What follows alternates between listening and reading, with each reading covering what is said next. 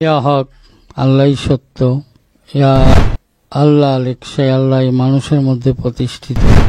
আউযু বিল্লাহি মিনাশ শাইতানির রাজিম। আমা হতে সকল প্রকার শয়তান বিতাড়িত করে দাও।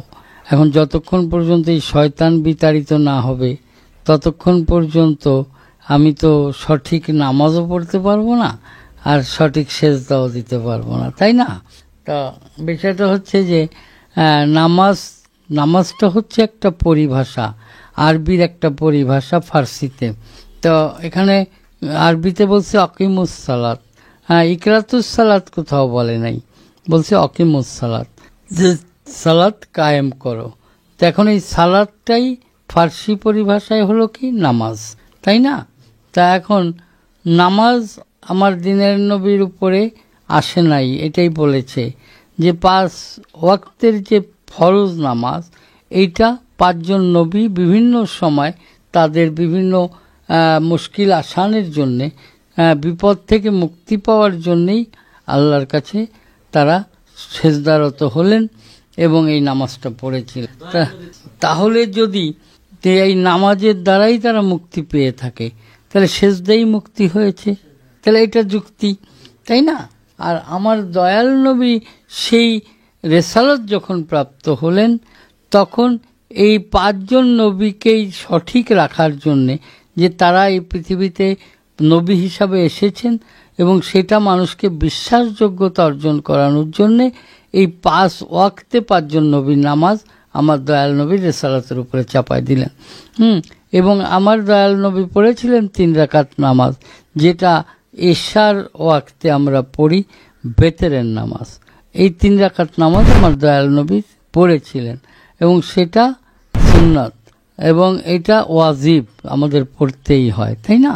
যে নবী যেটা করেছেন সেটা ওয়াজিব, আর যেটা বলেছেন সেটা সুন্নাত, তাই না? তাহলে নবীজি করে গেছেন, তাই আমাদের ওয়াজিব সেটা হয়ে গেছে। আর 5 ওয়াক্তে যে ফরজ নামাজ, 5 ওয়াক্তীয় নামাজ, এটা 5 জন নবীর উপরে এসেছেন এবং এটা শেষে গিয়ে রেসালাত রূপে নবীজিকে দেওয়া হলো যে তুমি এটাকে প্রকাশ করো, তাই না? তাহলে এখানে নামাজ তো পড়তেই হবে, কারণ যদি আমি নবীর উম্মত হই, আমি আল্লাহর বান্দা হই, তাহলে আল্লাহর হুকুম মানতে হবে না? তাহলে নামাজ অবশ্যই পড়তে হবে। আবার জালালউদ্দিন রুমি যিনি বলে গেলেন 1 নামাজ 1 রোজা আদমজাদে করলে সারে। তো এই যে 1 নামাজ 1 রোজা, এই 1 নামাজ পড়া তো অনেক কঠিন।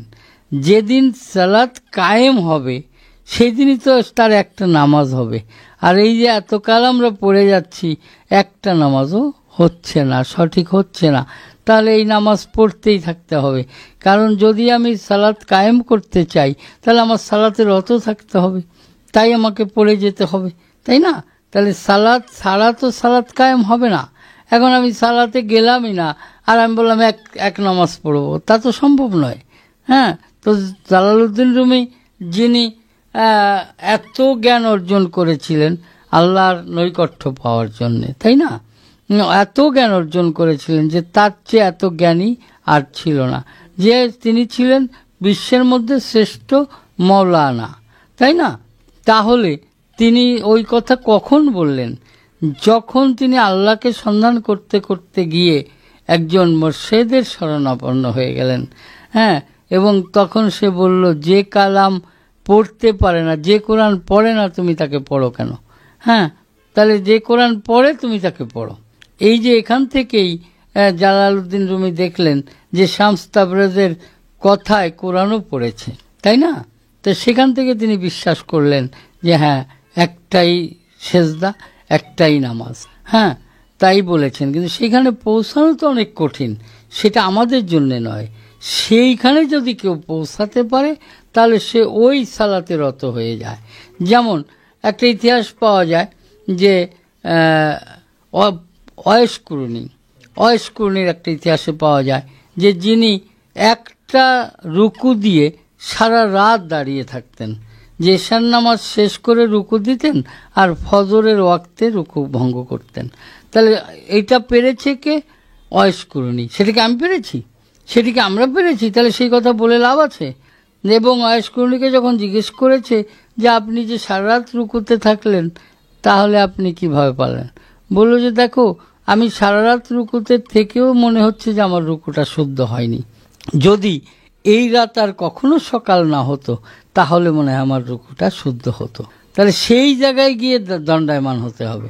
তো ওখানে যদি কেউ দণ্ডায়মান হতে পারে, ওই একটা নামাজ হয়ে যায়। কিন্তু এইটা এখনকার বর্তমানে তরিকতের কিছু লোকজন আছে যারা বলে, আরে নামাজ পড়তে হবে কেন, কোরআনে কোথাও নামাজ পড়ার কথা বলে নাই, বলে না?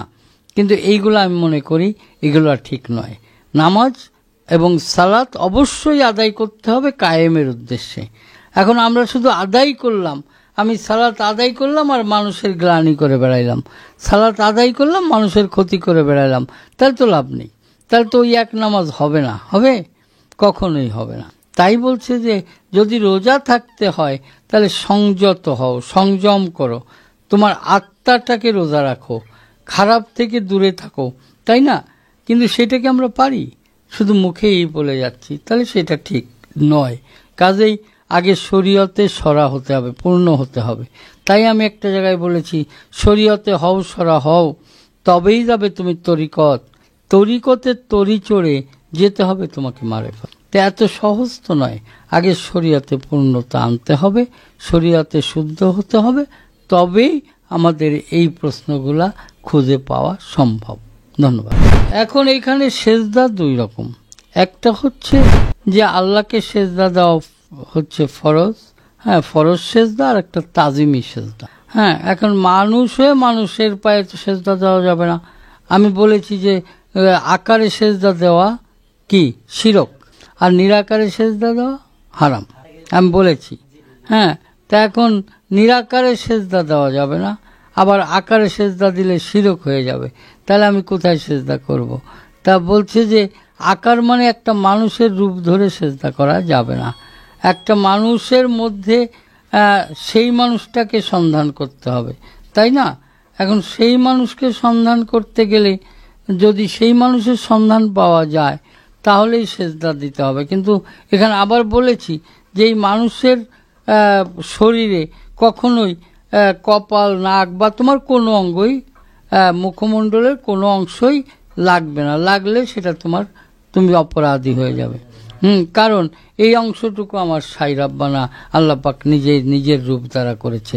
কোরআনে প্রমাণ করেছে, খালাকাল আদম সূরাতি, আল্লাহ নিজ রূপ দ্বারা আদমের রূপ তৈরি করেছে। তাহলে এই আল্লাহর রূপটা, আল্লাহকে নিয়ে তো আর একটা মানুষের পায়ে ঠেকানো যাবে না, যাবে কি? তাই আগে শিখতে হবে যে কিভাবে ভক্তি দিতে হবে। সেজদা এবং ভক্তি আলাদা, সেজদা একটা, ভক্তি আর একটা। তাহলে ভক্তি দেওয়া যাবে কিন্তু সেজদা করা যাবে না। তাহলে সেজদা করা যাবে একমাত্র সাইকে, আল্লাহকে। আর তাজিমি সেজদা যেটাকে বলছি ভক্তি, সেটা করা যাবে গুরু বা মুরব্বিয়ানদের, বাবা মাকেও করা যাবে, ঠিক আছে? তো মানুষ আকারে যদি কেউ সেজদা করে, সে শিরক গুনাহগার হবে, এটাই সত্য। পায়ে সেজদা দেওয়া নিষেধ। আমি তো বললাম যে এই অংশটুকু, যে মুখমণ্ডল, নাক, কপাল, এই অংশটুকু আল্লাহর যে অংশটা, কারণ ঘাড়ের উপরে অংশটা আল্লাহর নিজ রূপ, তাহলে এই অংশটুকু কখনোই পীর কেন, নবীর পায়েও লাগানোর হুকুম ছিল না, তাহলে আমি ওখানে পায়ে কেন লাগাবো? এটার আইন আছে, সেজদা ভক্তির কিছু নিয়ম আছে, আইন আছে। সেই আইনে গেলে শুদ্ধ সেজদা ভক্তি করলে গুনাহ হবে না। এইটা দিচ্ছে তারা বোঝে না, তাই।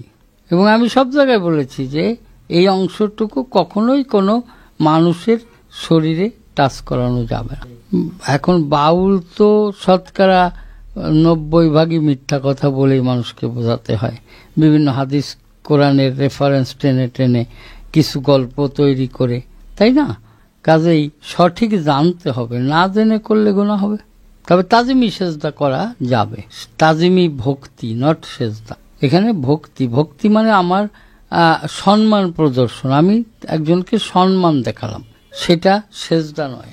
এই নিয়ম কারণগুলো তো এইভাবে নেটে আমাকে যদি বলা হয় যে নিয়মগুলো সব বলে দেন, আমি কি এখানে ক্লাস করে না? ওখানে তো আল্লাহ নিজেই বলছে যে সেজদা করো, সেজদা করো। এবং এখানে আল্লাহ নিজে যখন আপন সত্তা আদমের মধ্যে তখন তো আদম ইনসান হলো, তাই না? আর তখনই সেজদা করত, তার আগে তো বলেনি।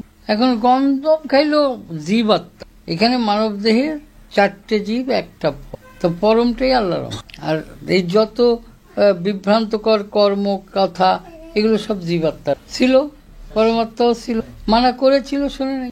আদম তো মানা শুনেছিল, কিন্তু হাওয়া তো তাকে খাওয়ালো, তখন জীব প্রভাবিত হয়ে আদম।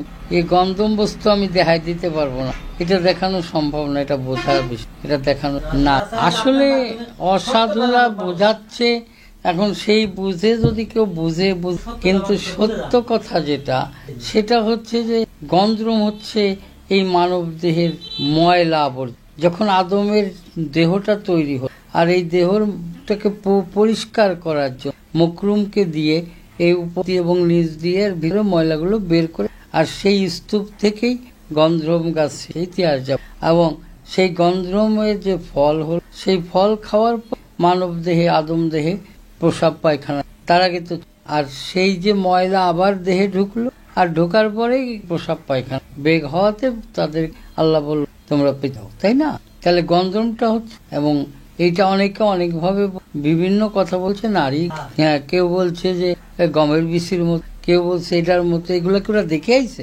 আমি যেটা দেখি নাই, আমি সেটা কথাটা বলছি, আমি যেটা দেখি নাই, যা দেখি নাই দুই নয়, আমি বিশ্বাস, কথাটা এরকম যে আমি যা দেখি নাই সেটা নিয়ে আমি আলোচনা, আমি যা জানি। আদম তো পাপ করে নাই, আদম পাপ করবে কেন?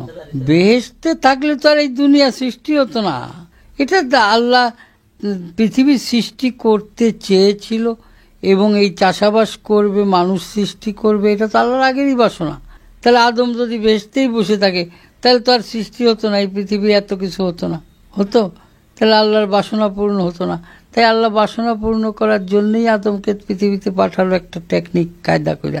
তা আসলে বিভিন্ন জন এই নেটের মাধ্যমে বিভিন্ন রকম কথা বলছে, বিভ্রান্তকর কথাবার্তা বলছে, কেউ একেবারে উলঙ্গ করে কথা বলছে, কেউ মারুফতের শিরোমণি হয়ে গেছে যে আমি মারুফতি ফকির। যারা মারুফতি ফকির বা মারুফতের কথা বলছে, এটা যারা বলে, এদের চেয়ে বড় নাদান আর পৃথিবীতে নাই। কারণ মারেফত বলা যায় না, মারেফত শব্দটা গোপন, ইহা গোপনেই থাকে, যখন ইহা বলা হয় সঙ্গে সঙ্গে ইহা শরীয়ত হয়ে যায়, কাজেই এটা বলা যায় না, এবং এইটা দিয়েই মানুষকে বিভ্রান্ত করছে। তা আমি সবাইকে বলবো যে আপনারা এই সকল বিভ্রান্তিকর কথাবার্তা থেকে দূরে থাকুন, এবং নিজেকে সত্যের উপরে দণ্ডায়মান করুন, এবং সত্যকে জানুন, জেনে বুঝে তারপরে সেই পথে অগ্রসর হন। এবং এই তরিকত নিয়ে বর্তমানে যে সকল বিভ্রান্ত বিষয়গুলো পাওয়া যায়, বিভ্রান্তিকর আচার আচরণ, কথাবার্তা, এগুলো থেকে আপনারা দূরে থাকুন, আপনারা সত্যকে জানুন। সত্য না জেনে আপনারা শুধু শুধু ওই মানুষের কথায়, মানুষের প্ররোচনায় যায় না। অনেকেই আসে যে পীর সাহেবের কাছে গেলে খালি কয় এটা দাও, ওইটা দাও, ওইটা দাও, হ্যাঁ, তারা আইন দেখায়, টাকা দাও, পয়সা দাও, বাড়ি দাও, গাড়ি দাও। না, এইগুলো দেও বলে কোনো শব্দই জগতে নেই। হ্যাঁ, দেও যারা বলবে তারা আসলে সঠিক নয়। কাজেই এইগুলা থেকে আপনারা দূরে থাকুন। ধন্যবাদ।